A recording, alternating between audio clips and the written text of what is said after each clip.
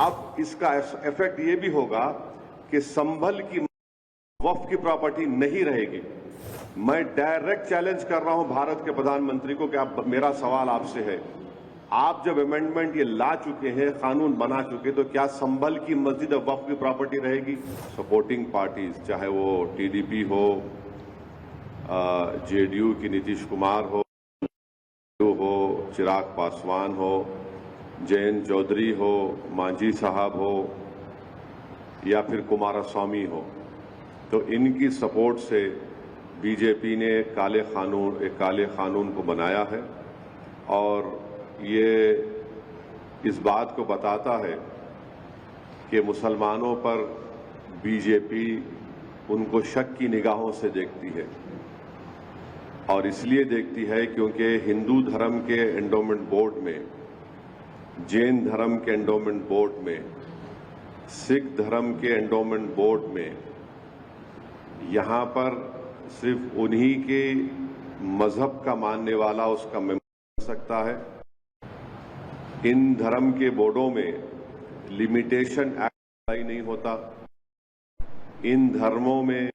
Bye usage वो उस धर्म की प्रॉपर्टी बन सकती है, और इन धर्म के बोर्डों में दूसरे धर्म के मानने वाला भी उनको अपनी प्रॉपर्टी दे सकता है। ये तमाम चीजें इस अमेंडमेंट बिल के जरिए नरेंद्र मोदी की सरकार ने मुसलमानों के इस धर्म के बोर्ड से छीन ली है। हम हमारे इस देश के हिंदू भाइयों को बताना चाहेंगे, सिख भाइयों को बताना चाहेंगे और हमारे जैन भाइयों को बताना चाहेंगे कि जब आप अपने धर्म के बोर्ड में सिर्फ अपने ही धर्म के मानने वालों को मेंबर बना सकते हैं और दूसरे धर्म का नहीं बन सकता है, तो कैसे मुस्लिम धर्म का ये वक्फ बोर्ड, जो एक प्योर रिलीजियस इंस्टीट्यूशन है वक्फ बोर्ड, उसमें कैसे मोदी सरकार दूसरे धर्म के लोगों को मैंडेटरी 2 लोगों को बनाने का एक प्रोविजन रखती है। और जब आपके पास लिमिटेशन एक्ट अप्लाई नहीं होता है, जिसके जरिए से अगर हिंदू एंडोमेंट बोर्ड की प्रॉपर्टी पर, जैन धर्म की प्रॉपर्टी के ऊपर, गुरुद्वारा प्रबंधक कमेटी की प्रॉपर्टी के ऊपर अगर कोई नाजायज कब्जा करता है तो उसको आप कभी भी निकाल सकते हैं। वो मुस्लिम धर्म के एंडोमेंट बोर्ड पर लिमिटेशन एक्ट अप्लाई करके नरेंद्र मोदी की सरकार एंक्रोचर को मालिक बनाना चाह रही है एडवर्स पोजेशन की बुनियाद पर। और फिर आर्टिकल 26 के तहत हर रिलीजियस डिनोमिनेशन को अपने रिलीजियस चैरिटेबल ऑर्गेनाइजेशन बनाने का इख्तियार मिलता है, उसको एडमिनिस्टर करने का इख्तियार मिलता है और मूवेबल और इमूवेबल प्रॉपर्टीज को हासिल करने का इख्तियार मिलता है। ये मुसलमानों से छीना जा रहा है और आपको मैं बार बार समझा रहा हूं कि इस मुस्लिम धर्म के इस बोर्ड में जो अमेंडमेंट्स नरेंद्र मोदी की सरकार ने और चंद्रबाबू नायडू, नीतीश कुमार, चिराग पासवान,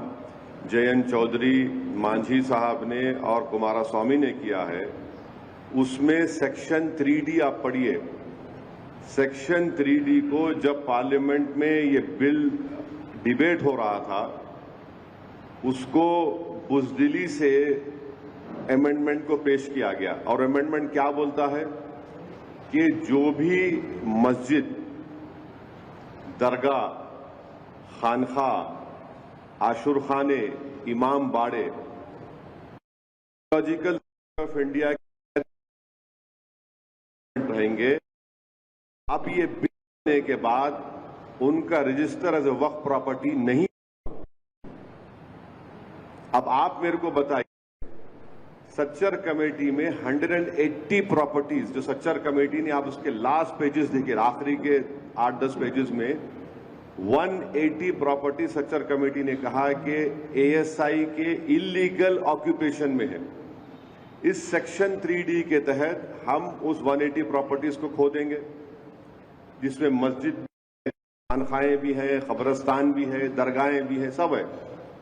अब इसका इफेक्ट ये भी होगा कि संभल की वक्फ की प्रॉपर्टी नहीं रहेगी। मैं डायरेक्ट चैलेंज कर रहा हूं भारत के प्रधानमंत्री को कि आप, मेरा सवाल आपसे है, आप जब अमेंडमेंट ये ला चुके हैं, कानून बना चुके, तो क्या संभल की मस्जिद वक्फ की प्रॉपर्टी रहेगी? क्या ज्ञानवापी की मस्जिद वक्फ की प्रॉपर्टी कहलाएगी? क्या मथुरा की मस्जिद वक्फ की प्रॉपर्टी कहलाएगी?